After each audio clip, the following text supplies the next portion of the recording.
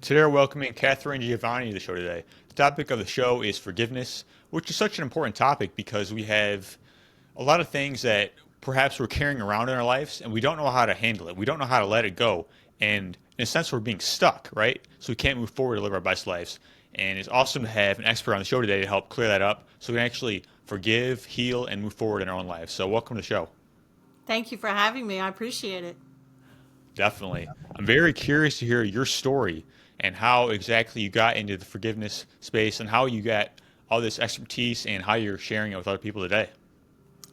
Well, the fact that I teach people how to forgive implies that I've propped the universe, who has a very interesting sense of humor, has populated my life with a lot of people to forgive.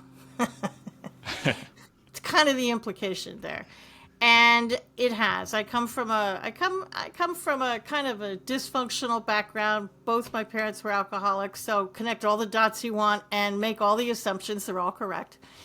And I was terribly bullied in school, in grammar school, I mean, really badly. And so in the eighth grade, in 19, never mind what year it was, when I was in the eighth grade, I tried to commit suicide. And I kind of spent my teenage years as one of those teenagers, draped in black, one friend, you know the kids I'm talking about. And I came out of it kind of in my 20s when my mother passed. She fell down a flight of stairs, ended up in the hospital with a broken hip. And even my mother couldn't get a gin and tonic at the hospital. I'm just saying. So she tried out and she went to rehab and we became close as sisters. I mean, tighter than tight. We practically finished each other's sentences. We forgave each other. We got to know each other. And 3 years later, she died of breast cancer, which I eventually got in 2012. And I knew then, and everybody's life, and everybody listening to this and watching this, there's a flashpoint in your life. And you may not know you're going through it at the time, but if you look back, there it was. And it's that one decision you made that completely changed your life. And I knew without a shadow of a doubt, if I didn't change my life, I was going to die like she did. So I quit drinking. I've been sober now for 33 years or something like that. I've lost count, something like that, over 30 years. And it kind of all started from there. But everybody tells you to forgive. Nobody teaches you how. And in the 1980s and 90s, we didn't have the tech that you have. So when you get sober and you go into programs like AA, they want you to make amends. And they want you to reach out and talk to these people that you hurt. Okay. Your girl back then was really shy. And I've taught myself not to be because I'm old now. But back in those days, I was really, really shy. And if I could have texted these people, brilliant. Would have loved to.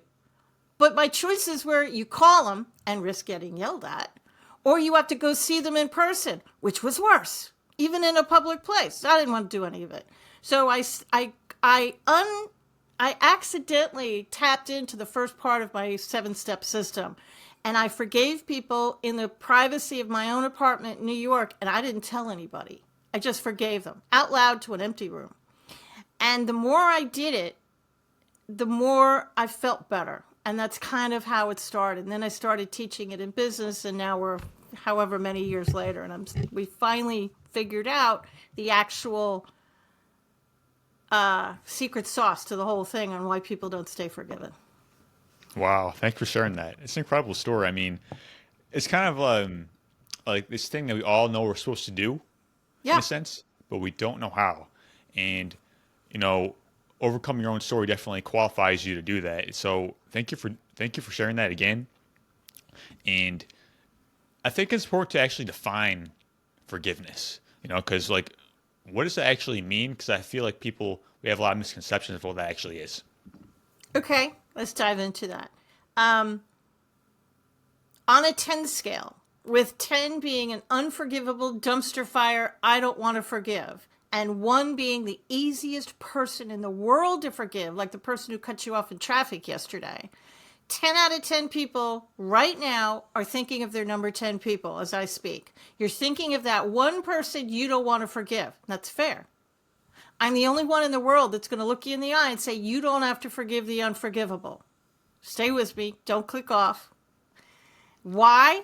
Because there's a lot of people, places, and things, and I did say places and things, hang with me a little bit, before that you can forgive before you even get to that dumpster fire. So here's some things that everybody believes that are actually not true. Just because I forgive you doesn't mean I want a relationship with you. Quite frankly, I probably don't, and it may not even be appropriate. I probably have boundaries in place, especially for the unforgivable people, right? Forgiveness is selfish. You do it for you. You don't do it for them. You don't. It is really. No, it's not like a recovery program. You don't have to reach out to these people. You do it in the privacy of your own home, and nobody has to know you're doing it.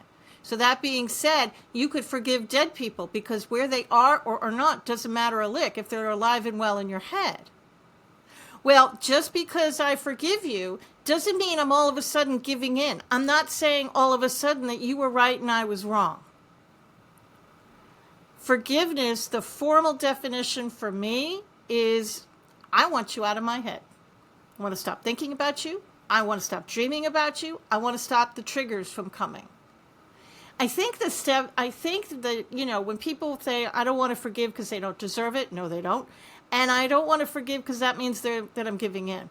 I think that stems from when we were little kidlets and we're in the playground and somebody punches you in the eye and the teacher comes over and says, now, children, say you're sorry, hug each other, and go off and play together.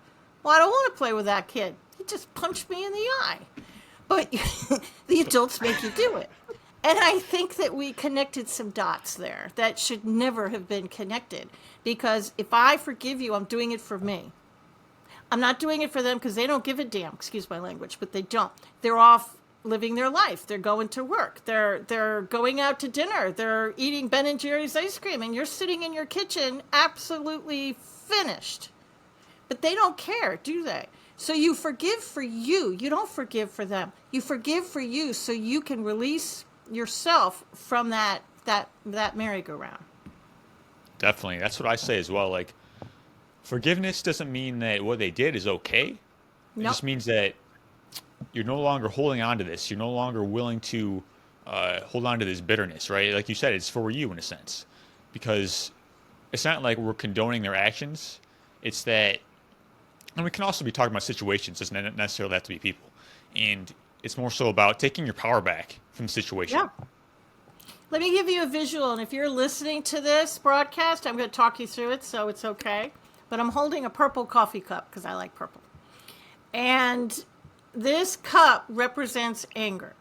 So when you first get angry, look at my body language. I can easily hold my quote-unquote anger off to the side. I can hold this little glass of anger off to the side easily because I can manage my anger. I can do a private session with Anthony and say, yeah, he might say, well, you're angry. No, I'm not. I got this. I can manage my anger. Okay. Sure you can. But the trouble with it is if you don't release some of your anger, you're going to keep pouring more anger, resentment, and bitterness into the cup. So at some point, it's going to start to get heavy. So now I'm using two hands to hold up the cup. Now look at my body language. My life hasn't stopped exactly. I can still have conversations. I can still talk about other things. But it's starting to bother me. It's starting to seep into my conversations because it's starting to hurt. And if I continually hold on to the anger and the resentment and the bitterness, eventually, now I'm holding the cup in front of my face. My life has stopped. I can't see anybody. All I can do is talk about the anger. I'm even joking about it, but I'm still talking about it. And it's seeping into my conversations. The friends have started to dry up because who wants to be around me? All I'm talking about is the anger and the pain and the resentment and my childhood and all these things. Even if you're spinning the story funny, you're still talking about it. So what my system is going to do, and we start with the easy ones, and you work your way up to the dumpster fire, is going to allow you to move that anger back off to the side. And it's going to open up your life. And then if you continually use this system, eventually you'll be able to lose the anger and put it down. So what's going to happen? Your life's going to open up. New people are going to come into your life. You're going to notice your dream relationship. Why didn't you notice it before? Because you were so focused on the anger and it was in front of your face, you missed it. Your dream career just walked in, a money-making, brilliant career. You didn't notice it? No, because your anger was right in front of your face. You missed it. So by forgiving people, it's going to actually open up your life. It's going to increase your health. You're going to see new ways to get healthy. It's going to open up because now you can pay attention. Now you can see what you were supposed to see, and you can become your authentic self, the person you were always meant to be when you came down to the planet. 100%. I love that so much. If we hold on to this bitterness, like, what does that do for our life? Like, where is that going to lead? If we're kind of not only kind of wanting to hold on to it for a sense, but if we're also kind of like we don't realize the importance of it, you know? Okay.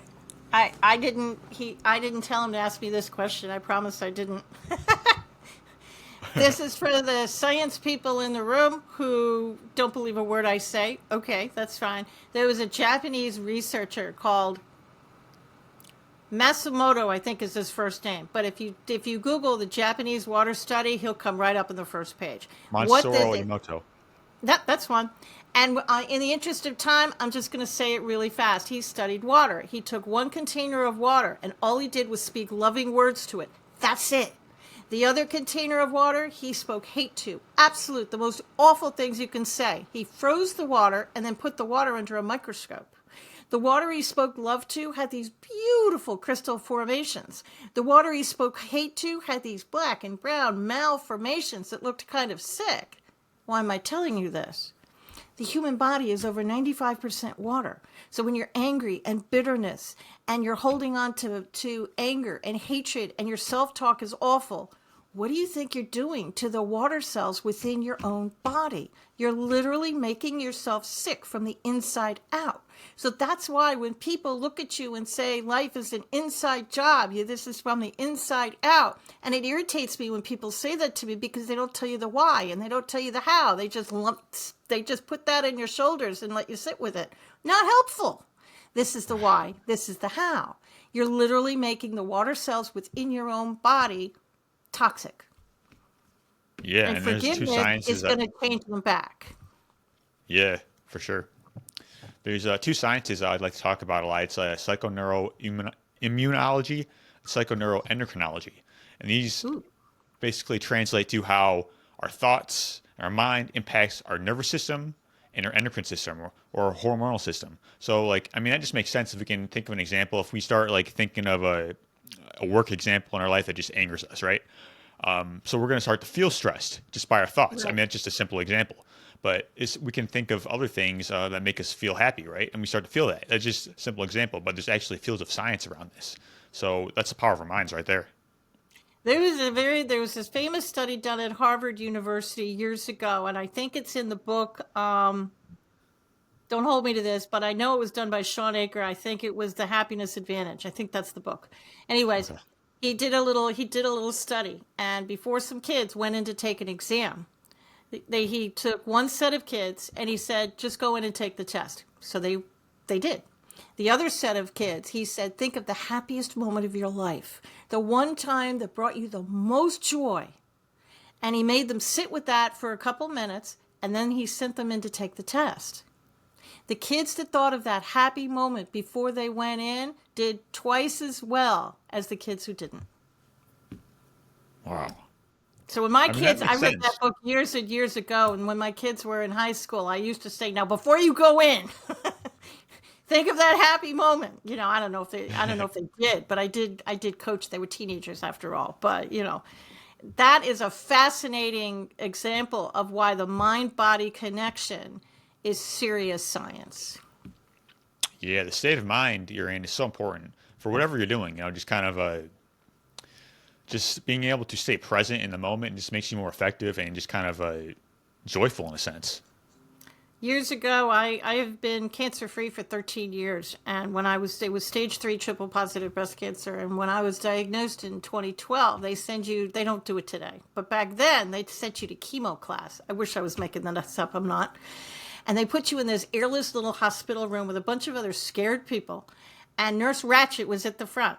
And all she did, I swear I'm not making this up, is she just regaled us with all the things that were going to happen. the side effects, the nasty things, the infections, nothing good, nothing positive, nothing this is what you should eat, nothing, just all the negatives. And me being me, my brain snapped.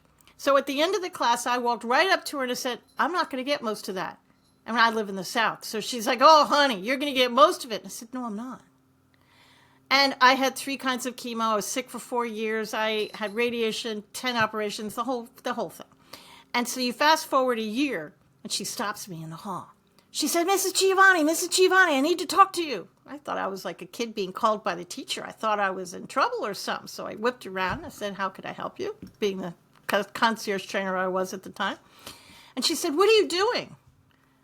And I smiled, and I said, well, going to the ladies' room. She must know. Why?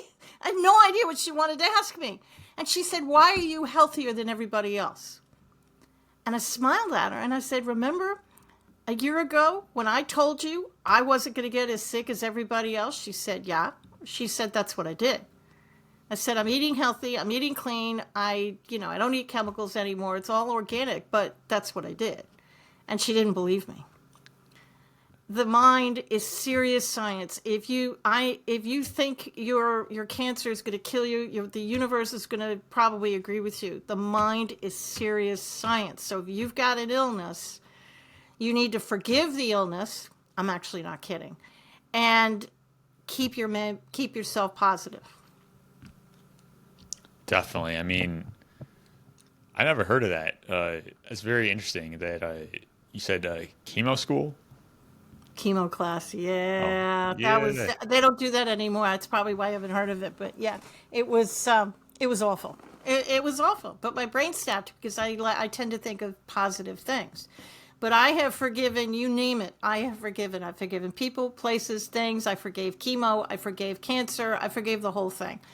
And the reason I'm saying that is because the secret sauce to my whole step-by-step system is energy. The reason you keep getting triggered. I get people coming to me all the time say, Katherine, I did forgive them. I did the work. Yeah, you did.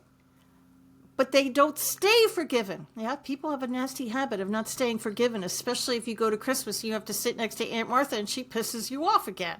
Now it's another 2-week bender because you're mad.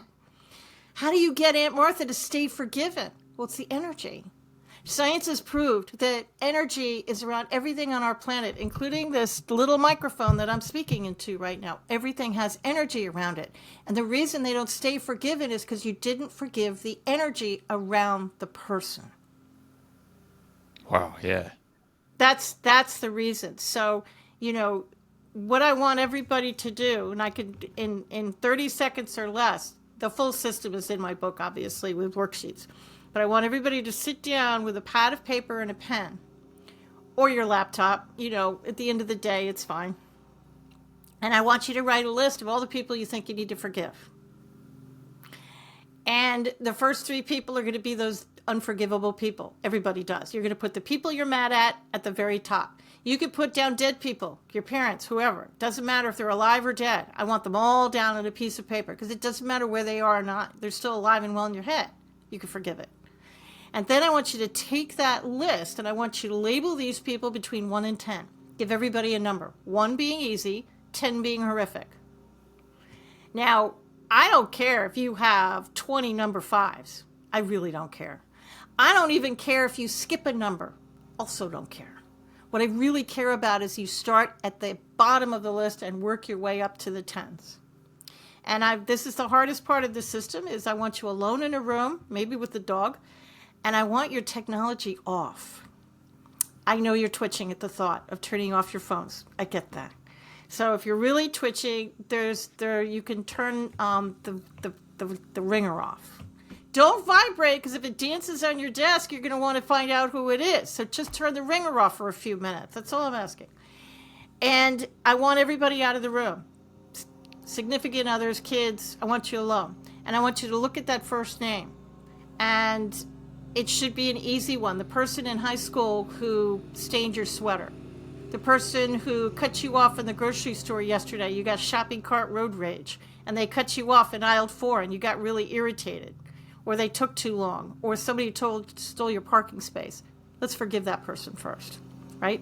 And I want you to put your hand in your heart, and that's just to remind the humans to speak through their heart. That's really all it is. It's just a reminder. And I want you to say the mantra, which I have in the book. I completely forgive Anthony. I forgive the energy around Anthony. I completely forgive myself. I forgive the energy around myself. I completely forgive the energy around our relationship. And so it is. Amen. End it any way you like. Now check in with your body. You still mad? Was it a number one level person? You're not mad? Great. Cross Anthony's name off. Go to the next name on the list. Was it a level 3 or a 4 or higher and you're still kind of mad? Okay, well, what number do you put it now? If it was a 3, now you're a 2. Okay, cross out the 3, put it 2, wait 24 hours, do it again. And this happened to a friend of mine, and she was in the room with me when it happened. She's a really close friend of mine. And it was a level 5 person. And we thought, this was years ago, we thought, easy to kick this person out. It's a 5, we can do this. Well, she did that first pass, and I said, well, how do you feel? She said, I'm pissed. And I looked at her. She said, it's a 10 now. What happened? It went the wrong way. Well, your brain is a beautiful instrument, and there's a closet in the back of your head, and it's padlocked. And there's a movie playing in that closet that you would turn off if you knew it was there, but you didn't know it was there. But it's affecting everything you do. And what you just did was said the magic password. And your brain's like, great, Anthony's ready to see what's in the closet. And it opened up that door and flooded your brain with all sorts of memories you didn't know were there. Yeah. So you put a 10 by it, put that person at the end of the list, start again. Now, when you're doing this, I don't want you to imagine the person who's an adult. If you're trying to forgive somebody from grammar school, I want you to see the kid in front of you, not the adult. I want you to forgive the kid. You know what I'm saying? And if it's somebody you never got closure with, the beauty of the system is when you look at that name and you imagine the person standing in front of you, you're alone in a room. You could scream, you can cry, you could dance, you can burn sage. I don't care what you do, but now's your time to say anything you want to say. And if you can't imagine the person in front of you, that's fine. Not everybody can. Put a chair in front of you and speak to the chair. And imagine the chair is whoever it is you're trying to forgive.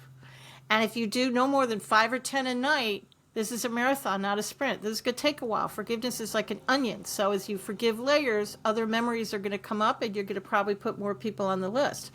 But you're going to start to feel so much better. So much better. Definitely. That makes a lot of sense. The way you laid out the process, like it's like the phone's off, like everyone's out of the room. It kind of makes you stay focused on the process because a lot of times we have distractions around, it just makes things a lot harder. So I thought that was a good point. And something you mentioned, I wanted to bring up with like the doctors like not believing you, right? It's just something I hear all the time. Like we do these great things to heal ourselves, but then the doctor either doesn't want to know or he just kind of just chalks it up to some type of spontaneous remission, right? And I just think that's very interesting. Like, it's probably not spontaneous remission. It's probably the music that you've listened to, because it probably is. It might have been the organic food that you're eating, because food is healing, garbage in, garbage out type of thing. So the clean food that you're eating. There's a book called The Medical Medium by, and if you haven't heard of it, that's a book everybody should pick up. And he's got a whole list of stuff in there that's going to make people healthy. But yeah, there's no profit in health. no. And doctors are trained a certain way. And, there's a whole world of stuff that we can't see that's absolutely real. And and a lot of the stuff, let me put it this way. 10 out of 10 people are intuitive. 10 out of 10 people are psychic. You either see it, feel it, know it, or you sense it. I wrote a book about it called The Little Bird in Your Shoulder. And trust that little bird in your shoulder, because it's never wrong. And it's going to lead you to the cure that you need or whatever you need. The trouble with the human body is we talk ourselves out of it. You know, the little bird will say go right at the stop sign, and you usually go left. You're like, why am I doing right? That's the long way around. It's crazy. So you go left and you're in a car accident, or you something happens. And you look at yourself and say, I knew I shouldn't have done that. No, of course you did. Or I knew I shouldn't have hired that person. Why? Because your gut told you you should. You felt it. You walk into a room and it just feels off. Okay, walk out if it feels off. Or try and figure out why the room feels off. You're probably picking up on the energy. Yeah, I Trust that mean, little problem bird in your shoulder. definitely. There's a lot of static on the line, you know? It's like we have a hard time trusting ourselves in a sense. And that's part of the issue.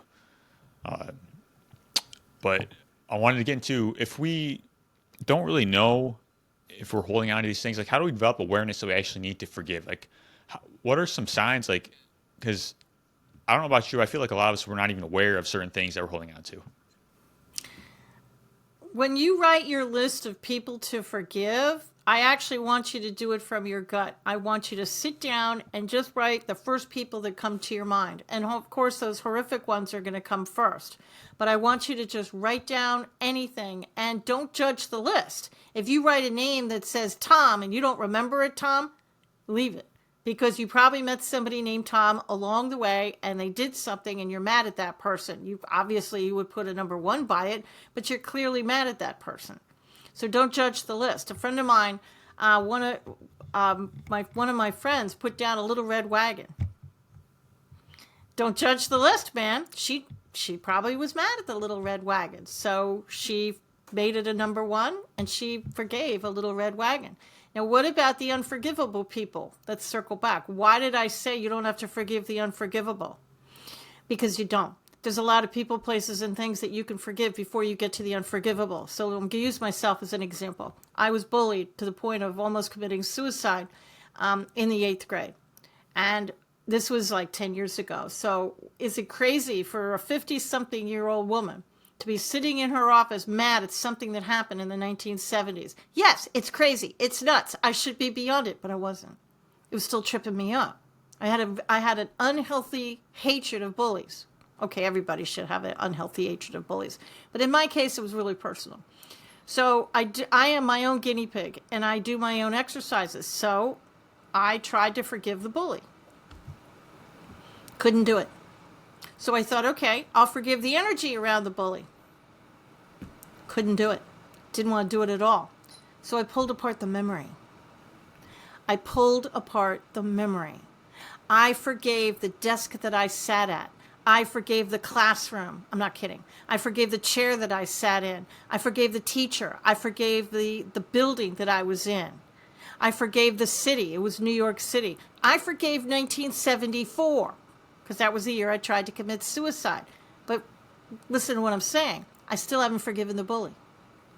But it's gotten enough of that horrible toxic energy that number 10 is probably a 9.5 now. And all I've done is pick apart the memory. So then I checked in with my body. Was I ready to forgive the bully? No. But I could forgive the energy around the bully. And I started from there. And eventually, over the course of many weeks, and in some of your cases it might take months, but eventually I was able to dial it all the way back. Did I ever forgive the bully? Eventually I did. Did I ever forgive my father who passed years ago? Eventually I did, but that one took months. Absolute months to forgive him. And was there a part of me that will never forgive one of my number 10s? Maybe. It's okay. Forgive what you can and move forward. But if you can't forgive the person, pull apart the memory. And remember, your own name should go on your list. Because there's stuff you probably can't forgive yourself for. So that's a whole nother conversation. But my answer will be the same. If you can't forgive yourself for something, write down the things that you need to forgive yourself for, label them from 1 to 10, start with the ones, move your way up to 10. And if you can't forgive yourself, pick apart the memory. But do this before you go to bed. Please. Your body heals itself when it's sleeping. And this process is going to make 9 out of 10 people really tired. So I want you to do this after dinner or before bed. And I am my own guinea pig. And I've written a bunch of books. I don't know, it's like 15, 16 at this point. So I'm clearly an overachiever. So I did this exercise, and I must have written down like 50 or 60 people because I thought, this is going to be great. I'm going to be like a phoenix rising from the ashes. I'm going to be a butterfly coming out of the cocoon. I'm going to wake up tomorrow morning and everything's going to be different. Okay. Universe has a good sense of humor. Probably laughed at me when I said that. And I woke up the next morning, and sure enough, I had forgiven many people on the list. I did. But I also spent the next 3 days in bed with what everybody thought was a stomach flu. Remember those water cells we were chatting about? People, they got to go someplace. And if you forgive too many people at a time, you're literally going to make yourself sick because your body's going to have to play catch up to release all the toxic waste that you've been accumulating for so many years and decades and centuries. Not kidding. So do it before bed. Never do more than 5 or 10 at a time. And if you're doing a high level person, like an 8, 9, 10 level person, do 1 a night so you don't make yourself sick. Most people are going to get tired. Some people, one person said she got dizzy. Okay, that's fine. And if you're like me, you might be in the bathroom, politely said, for a while, but you didn't eat a piece of bad fish. It's just your body is just trying to clear out the toxins. You're not sick. It's just stay the course, man. It's okay. Definitely. I mean, so it kind of sounds like if we're having a hard time forgiving something, do it indirectly, like the things around. It's kind of like an injury. If you have a injured leg, work the muscles around it, and Yeah. eventually you get to that place you can heal much easier. And kind of like you said, like we may not be ready to forgive everything right now, and that's okay. But working toward it slowly, getting those small steps in, and you can kind of do what you did is do it eventually, and it's always a process. It's a process. And the reason I want you to start with the easy ones and work your way up is you're going to start to feel better. You're probably going to lose some weight. There's a reason to do this. You might lose some weight. There you go. And why is this going to happen? You might get money making opportunities. You might, like people are going to start coming into your life. Better people than you're with. No disrespect intended. Why? Because you're literally changing your life from the inside out. You're different. Your energy is different, and people are going to notice it. It's going to be like a moth to a flame. Now let me play devil's advocate. Like-minded people are going to enter your life. Great. That's just what I want. But you're also going to have some jackrabbits. Meaning people that you were hanging with who were looking at the new you and saying, hell no, and they're just going to leave your life. And they might even ghost you. I had a bunch of people leave my life. To this day, I've not heard back from them. And they were really good friends of mine. And then you're going to have the saboteurs. These are people usually you live with. Sadly, they're usually family. They're used to the old you. They like the broken you. They're used to it. You make them feel better because, well, I'm not Katherine. I mean, at least I'm not that. Then, in some very sick way, they make you make them feel better. So they don't want you to change. So they're going to try and sabotage it. And this is your chance to decide who you want to hang with. There's a very famous quote by Jim Rohn. And that changed my life, to be honest. And he says, you're the sum of the 5 people you spend the most time with. So who are you spending your time with? You get to choose. And as you forgive, you get to choose. Definitely. Yeah, you may have like people, as you said, they may see the changes. They may not want to stay around for it, and you They have may to not. accept that. Understand that, your future life that you're working toward is going to be much better, and you're actually making room for people who are actually going to fit into your life much more, and it'll be more fulfilling that way. Yeah, So and you're going to be your authentic self. Why aren't you living your dream life? Why aren't you in your dream mansion and you're filled with joy? It's because you got off the path through anger and resentment and hatred. And you started to focus on that. And as you forgive, you're going to slowly, step by step, onion layer by onion layer, going to get back on that original path. And you're going to finally be able to be the authentic person you actually were born to be. And definitely, this is a marathon. It is not a sprint. You can't take a number 10 person and dial them back to a 1 in a couple days. Not going to happen. Some of those 10s, 9s, and 8s, they're going to take a minute. I do this practice, and I've been doing this for years, and I still have people to forgive because humans irritate other humans. There's always somebody to forgive, sadly, because that's kind of what humans do. So I always have somebody to forgive. Now, how do you know you've forgiven? Well, when you can look at their name on social media, or you can go to a party, family party or family picnic, and you can see that person and you don't care. You don't care. You don't care good. You don't care bad. You just don't care. That's when you know you've forgiven them. Years ago, I've had a lot of business partners in my life because I'm a serial entrepreneur. And one of them in particular, really, we had a horrible falling out. And I did this process. Took a while, but I finally forgave her. And I was on Facebook. This was a bunch of years ago. And her name came across because it was her birthday or something. And I looked at the name. I was right in this office. And I looked at the name and I didn't care. And I caught myself. I thought, wait a minute. I don't care. You're not scraping me off the ceiling. I'm not going back in time and remembering the scenarios and what she said and he said and all that kind of stuff. It's gone. I don't care. So that leads me to another thing that is a fallacy. Forgive and forget. I'm from New York City originally, and I can promise you, and I can speak for everybody in New York City, we don't forget. It's not in our DNA. It's not going to happen. We just don't do it. But what I can promise you is you're going to remember different things. I can look back in my childhood, and I don't pull out the dysfunction anymore. I could if you wanted me to. I can remember some stories, like when they gave scotch to the dog before a big, huge, long trip to Maine. That wasn't normal. And don't worry, animal lovers, Oliver was fine. But I didn't grow up in a functional family. But now I remember the love that was back there. I remember the adults that were trying to help that kid who tried to commit suicide. I remember the laughter. I remember my dog Oliver, who was wonderful, lived till he was 13. These are the memories I remember. This is what's going to happen to you. And if people have looked at me and said, well, I didn't have any love back then. You did. You just didn't know it. You had a teacher. You had a friend. You had one memory that you can, maybe it was a TV show, something like that. There's something in your background that was positive. And that's what you're going to remember. So I'm only asking you to go back into your past one or two more times, and then you'll be done forever with it. And you could move on. You won't have those chains attached to your ankle anymore. They'll be gone. Yeah, I mean, it's always a process. And like, as you said, there's always like the light in the situation. We just have to be courageous enough to see it, you know, Yeah. and be it. And because it can be hard in many situations, but, you know, holding on to the light kind of forge your character to live the life that you want.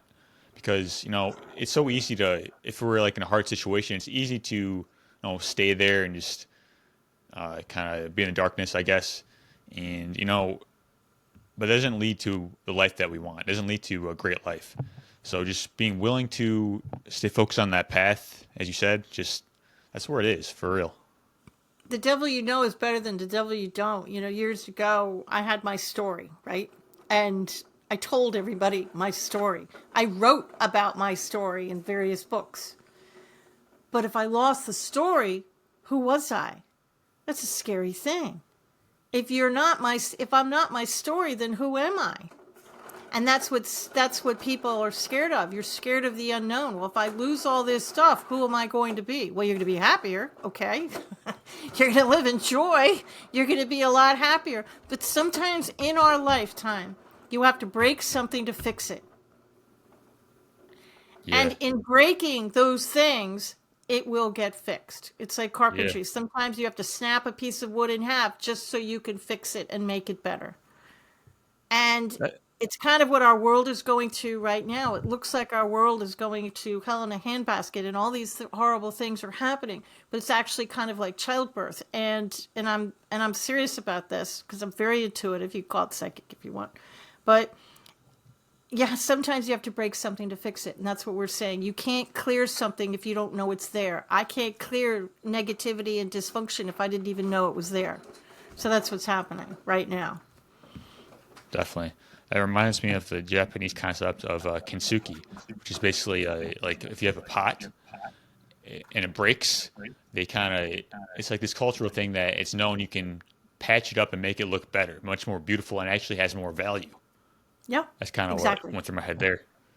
It's exactly Another right. That's thing, exactly what's happening with your life when you forgive. And some of these relationships, you might have to break them. And then it's your decision once you have forgiven. And remember, you don't have to reach out to these people if you don't want to. You can do this. And you get to decide if you want to amend the relationship and or not, especially if it's family or if you just want to walk away forever. It's your choice and you're worthy enough to make that choice. This is your life. definitely. And when we start to, even if it's like family, they kind of, as we are talking about before, like they're not really interested in the new you, right? It's not that they're most likely meaning any harm. It's that they're scared in a sense. They don't want to lose you, you know? Yeah. And they're scared. They like the old you. You make them feel better in some dysfunctional way.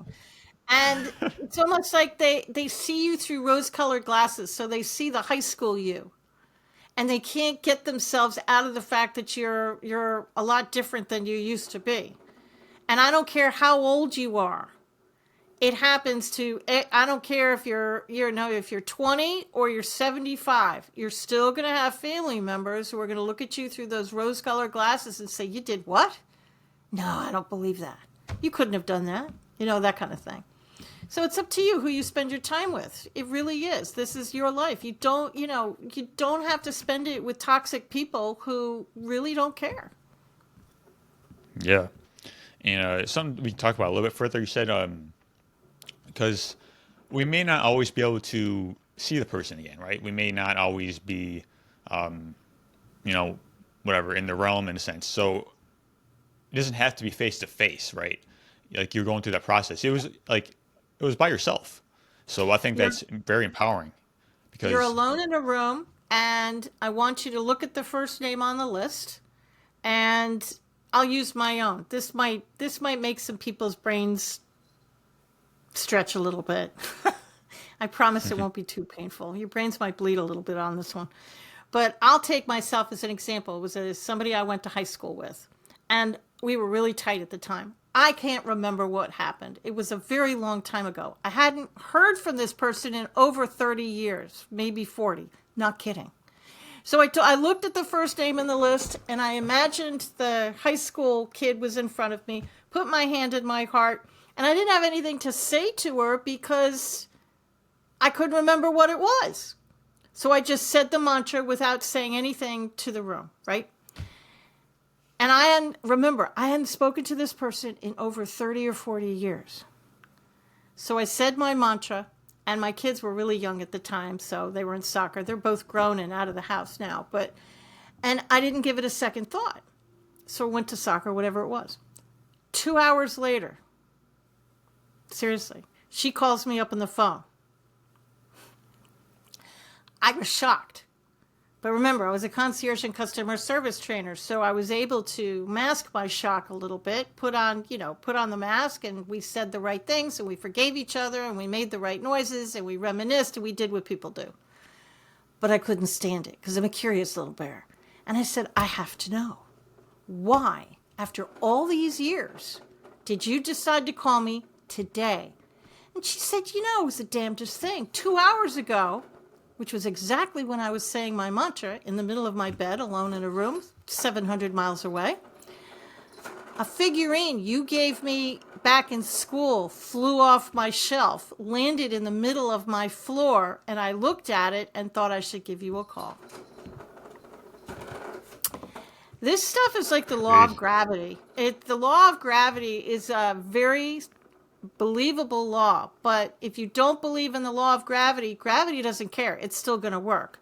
Well, it's not going to work. And I don't even want to call it the law of gravity. It still doesn't care. It's still going to work. Forgiveness is the same way. This stuff is real and it's powerful. And even if you don't believe it, even if you may give it that first pass and say, well, I made that first pass, said the mantra, and it didn't work. Yeah, it did. You just forgave the first layer of that onion. It worked. This is a solid. The law of forgiveness is serious science. Yeah, That's I a mean, true quantum story, mechanics, quantum physics is for real. Catherine, I don't know what you think about this, but I kind of got into a place in my life where I don't really need to forgive a whole lot of people or situations. I actually take like 100% 100% responsibility for like whatever happens. Like even if even if someone does something crazy, I kind of put it on me in a sense. But also I have the strength of character not to blame myself. Like I kind of does that make sense? It does make sense, and there's probably a lot you can forgive because when we came up with this method, when I said I forgave cancer, I actually mean that. I actually said I completely forgive breast cancer. I forgive the energy around breast cancer. I forgive the chemo. I forgive the chemo infusion, the energy around the chemo. I forgave the doctors, the nurses, the radiation table I had to lie on every day for 3 weeks. I forgave all of that, the doctors, the nurses, the hospital. And it completely changed my life. And I forgave myself for getting cancer, for better or for worse, whether it was my fault or not, we'll never know. And there's a whole bunch of things I forgave myself for over the years. So when I say you can forgive people, places, and things, I actually mean just that. And most people get through the list and then they have their own list of things that they want people to forgive them for. And we're not human. That's why they put erasers on pencils. We all make mistakes. So if you write your second list, and I say second list because I still want you to do the first one, but you do the second list, and these are things that you need people to forgive you for.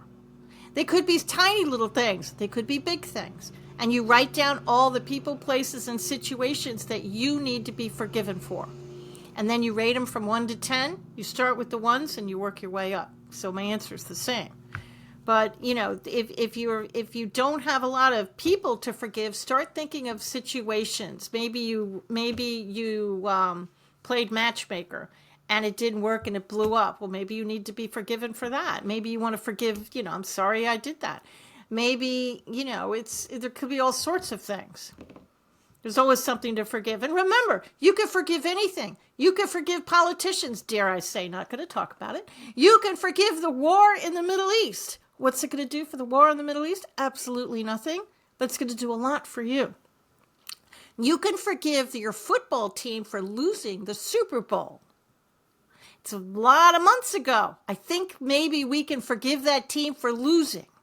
You can forgive your football team. If it makes you angry, you're watching CNN or Fox or whatever you guys watch. If it makes you angry, you can forgive it. 100%. There's always something you can forgive. That's very powerful. Like, so that's another thing. Like, we don't think about. Well, we may need to be forgiven as well, right? And Yeah. also, like, apologizing as well. Like, even it's kind of the same thing. Like, you don't have to expect the other person to accept it in a sense. It's kind of for you, right? It's all Because for you. They're not, and they yeah, may I or may mean, not accept it depending upon what it is, what you did, what they did. They may not accept it. And it's family. I want you might have a family member, maybe you're mad at your father, just to use an example. And your sister's like, I don't know why you're mad at him. I'm not mad at him. And I was there too. I think you're crazy. Okay. With all due respect to your sister, I don't care. If it's in your head and it's making you angry and you think you need to forgive it, then it needs to be forgiven. I care about you. I don't care about your family. And don't let them call you crazy, because if it's real to you, it's real to me. definitely. That's the thing. We can't control the outside circumstances, right? But we can control how we respond to them. We can control if we decide to apologize, if we decide to forgive. Like, that's where the true power is. Like, something I've been saying lately is the problem is not out there, it's in us. And we Yeah. have to overcome ourselves in a sense, because that's where it's at. I mean, that's where the feeling is. It's not out there. We have to overcome that emotion. And, as you overcome the emotion, you change your story and you kind of move on and live the best life. Yeah, this is powerful stuff. It will change your life, 100%. Even if you only Yeah, forgive people you label 1, 2, 3, 4, and 5, and you just keep yourself in that zone, even that is going to change your life. You're going to feel different. And people are going to notice. They're going to say, Anthony, did you get a haircut? Did you lose some weight? There's something's different about you. I mean, you just look so good today. And then you get to decide if you want to fess up to what you were doing, which is just forgiving people alone in my house, or you just want to smile and say thank you. Completely up to you. But people will notice. They're going to notice that you look better. And why do you look better? Because it's the energy. It's your energy field that's changing. You're lightening up the energy field. When you get mad, most people don't even think twice about it. What really happens? You think the words leave your mouth and dissipate magically in the universe. They do not, sadly. The anger energy comes out of your mouth and out of your body, and it hangs in your energy field, and it's going to stay there until you clear it. So many people are walking around in a gray or black cloud, and they don't even realize it. Why can't you be your authentic self? Why are you dating the same people over and over? Why can't you move your life forward? Because you're walking around in a black cloud. Definitely. And it makes a lot of sense to me. Like the things that we do, they improve our energy overall, and they improve like our light. Even Yeah. if like we start eating real food and sleeping and exercising and all that, like our mental and emotional health is so important. It's right up there, and in many aspects, I feel I believe our mind is the foundation because that kind of influences the decisions that we make, and just even just getting the small wins in our life just doesn't have to be these massive things yet, which the small things can lead to it, but you just feel better and you feel more light, literally. You're going to feel much lighter. The world's going to look brighter to you. Coffee's going to taste better, and you're not going to really understand why. And it's because you're not carrying around the anger. And to use my glass, you're not holding a glass of anger right in front of your face anymore. You're paying attention to life. You're seeing things. You're seeing the birds. You're able to go outside and walk, which is a very healthy thing to do. Why didn't you do that before? Because you didn't. Because you were angry and you were sitting in it. Wallow is a good word. I wallowed for years. Remember, the reason I can teach this stuff is because I did it. I wallowed. I carried the story. I did all that stuff. So, because I was shy, you don't have to reach out to people unless you want to. Now, are these people going to boomerang like my high school friend? Are they going to call you up? Maybe. But back then, we didn't have things like caller ID. If you see that name on your phone, you get to choose whether you want to pick it up or not. It's your choice. Definitely. Gotta walk your path and be the change you wish to see in the world, right? Well, it's your choice. This is your life. You get to choose who you spend time with. I have a lot of family now. Most of them are not blood. Family is a very sacred word to me, and if I call you family, it's everything. I have relatives, and then I have family, and not all my family are blood relatives. That makes It is sense. now. I can say that because most of my family has passed away, because that's how old I Yeah. am. But I have forgiven my father and my mother, and they died 30 years ago. And it sounds strange to say that I have a good relationship with them, but I do. Now, here's a question a podcaster asked me. It was so interesting. I usually like to talk about it. And he said, do you have a picture of your father in the house? And because I've said, just because I forgive you doesn't mean I want a relationship with you. That kind of goes for dead people. I do have pictures of my father, but they're in a cabinet. I don't display them. Because just because I forgave the man and I have completely forgiven him, it doesn't mean I want a relationship with him.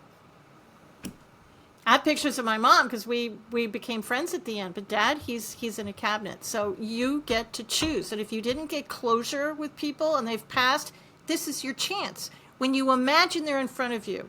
Now, Anthony, can you see in your mind's eye your bedroom as a child? Can you see the bed? Yep. That now, not to scare you, but that's clairvoyance. That means part of how you use your intuition is clairvoyance. Now, it doesn't mean there's a ghost that's going to walk into your office right now and go boo and scare you. What that means is you use your intuition through sight. You see the answer. You see it in the written word. You read people's body language. That's how you see the answer. Not everybody can see things in their mind's eye. I hear things. I'm also clairvoyant. I'm clairvoyant, clairaudient, clairsentient. Never mind. But if you can't see the person in your mind's eye, put a chair in front of you. And if you still can't imagine it, go find a picture of them and put a picture and their name on the chair and talk to the chair. Now let them have it. Say everything you've always wanted to say and you were never allowed to say it because you were in public or you were with family. Let them have it. Scream, cry, throw things at the chair if you want to. And then when you're done, put your hand in your heart and make your first steps toward forgiving that person. But don't expect miracles the first time. You may feel nothing and you might still be a number 10. That's fine. Just keep doing it. And I kept doing it with my dad and that bully. And eventually I got dad down to a 9. And I was very excited about that because he wasn't a 10 anymore. And I thought, ooh, there's a glimmer. There's light there. And it took me about, honest to God, it took me about a year. But I did it not every night, but a couple times a month. I'd give dad a pass using all of the things I've told you. And eventually I was able to completely forgive my father. Very Took a good. minute. That's incredible.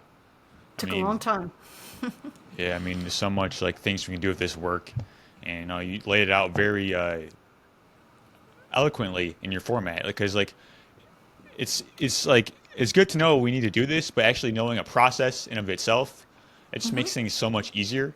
And learning all that, which you again laid out in your books and all that. So this was awesome. Like your story is incredible. You have like so much expertise and knowledge by overcoming your own story, right? So I thank you for that because, as I like to say a lot, as we overcome our own story, our mess becomes our message, right?